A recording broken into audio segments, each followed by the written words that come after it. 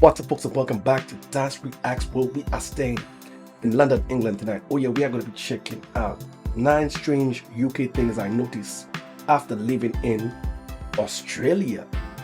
From my side checks for now, we ain't going to waste no more time. Just going to get right into it, folks. We're going to get right into it. Oh yeah.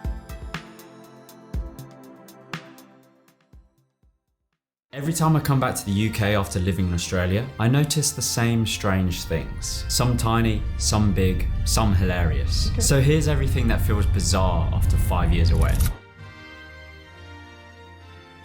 Okay, a bit of background. I grew up in the UK and then I moved away to Australia and I've been working in Australia for the past 5 years. And now I come back once a year to see my family and friends. And it feels unfamiliar. This video isn't a UK slam. It's supposed to be light-hearted, just reverse culture shock. The first thing I notice is the dampness. Classic British dampness.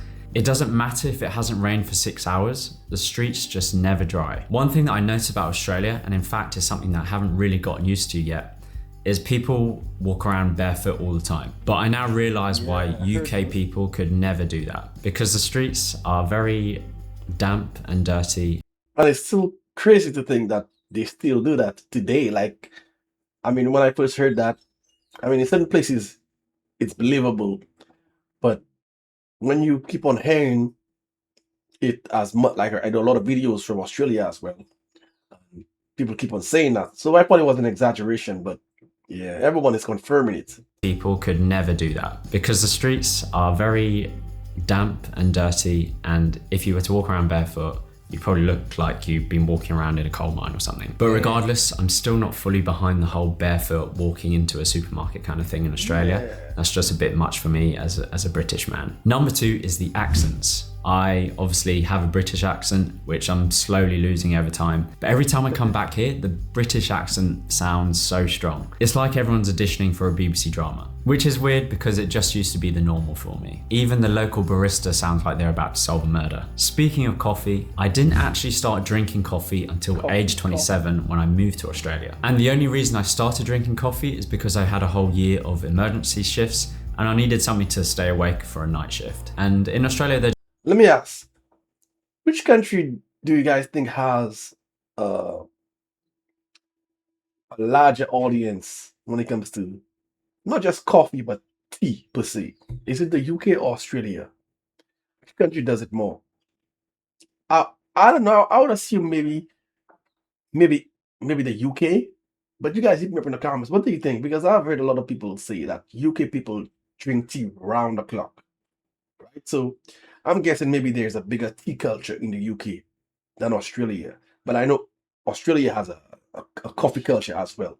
But I'm just talking about in general. Australia take their coffee seriously and they make really good coffee. I don't think I've had a single good coffee since being back. And in fact, I think I had the worst coffee of my life in a National Trust cafe just a couple of weeks ago. I asked for a soy latte. I'm pretty sure the milk was gone off and it left me with emotional damage. Emotional damage! But even if their coffee is terrible, their tea culture is elite. I don't know why tea tastes better here, but it does.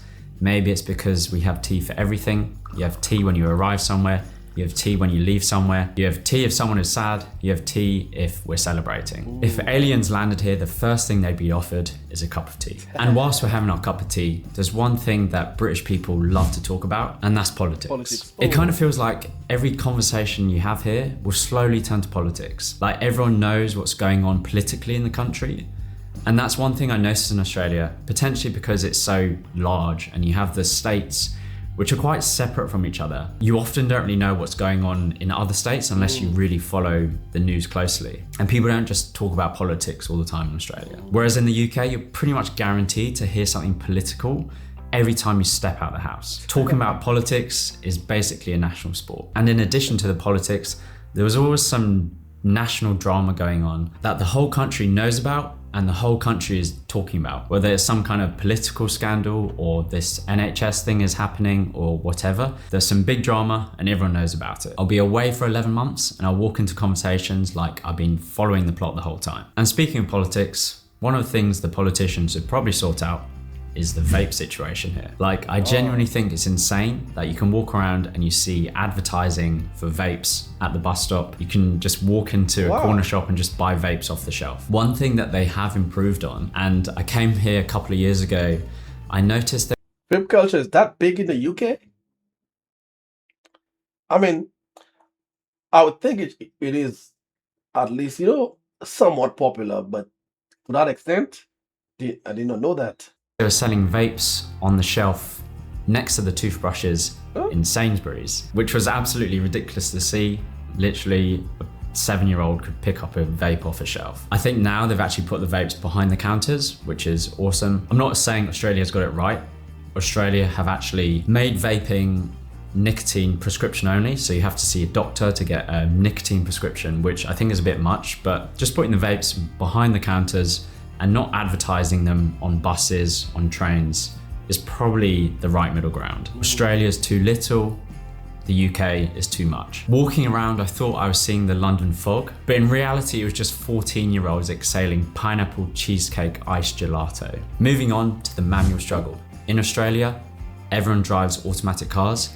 Initially, I didn't like it. I hated it. I thought I enjoyed driving manual. I thought I liked being at one with the vehicle, feeling like I'm actually doing stuff. But as the years have gone by, I've realized automatic is far superior. You can just chill and drive. You don't have to hold your foot on the clutch the whole time. Coming back to the UK and trying to drive manual, yeah, it was a struggle. It took me a good 5 minutes to actually get back into it. And I'm not gonna lie, I accidentally put the car in reverse without putting the clutch down. The engine made a noise I've only heard in horror films. The short grey days. So I've come back in November this year, which I somewhat regret. I think the sun rises around 7:30 and it sets around 4 p.m, which just makes things ultra depressing. It's like the brightness is just turned down a little notch. And because of the short days and the dimness and the cold, it has made working out quite difficult. And actually, when I've tried to do exercise, I'm pretty sure my warm-up needs a warm-up. And in Australia, I basically live outside, I walk to the park, I do my exercise outdoors, I never really have to do a warm-up. So yeah, I do miss that massively, and I'm very excited to go back and experience some warmth again. I joke about all this, but coming back once a year honestly makes me feel grateful for both places. You notice the quirks, but you also notice the charm. Australia gives me freedom and sunshine, but the UK gives me family, grounding, and nostalgia. Both feel like home in their own way. Let me know in the comments what you find strange when you come home after being away. Yes, and a lot of people have said that about the, you know, the grayness, the lack of sun up in the UK, and people overlook the natural things that we have, like the sun, you know, the breeze, the trees, the birds, you know, the nature, how important it is to our liberty, and how much joy those simple things can bring us without even knowing, you know, subconsciously. But when it's not there, you're gonna feel a certain way. You might not even understand why you feel that way, but not seeing the sun for a long period of time will have a mental effect on you, definitely, without a doubt. I think UK has the bigger tea culture, not just coffee, but like tea in general, because look, he's steady as well in this video. And many people that I know in real life that have gone to the UK, that have lived in the UK, say the same thing. It's tea all around. And I'm someone, I can drink tea. I'm from the Caribbean, but I can drink tea regardless of what time I wake up. I could wake up at 2 o'clock in the afternoon and I could drink a cup of tea. You know, have breakfast. So, I mean, I got some British in me without a doubt. You know what I mean? Yeah, so this is not far-fetched. Makes a lot of sense and very relatable. Yes, and in my culture, there's a lot of debates about politics as well. Like if you go in a bar somewhere, one of the main conversations you're going to hear, especially when it comes to like men, you're going to hear debate about sports, arguing over politics, or conversations about relationships, women, right? These are the main conversations you're going to find, you know, all male setting, especially in a sports bar or someplace where majority of men are. These are the conversations. So, I mean, like he said, Australia is not that a political, you know, heavy debated kind of place. And I've heard other people say that in some videos.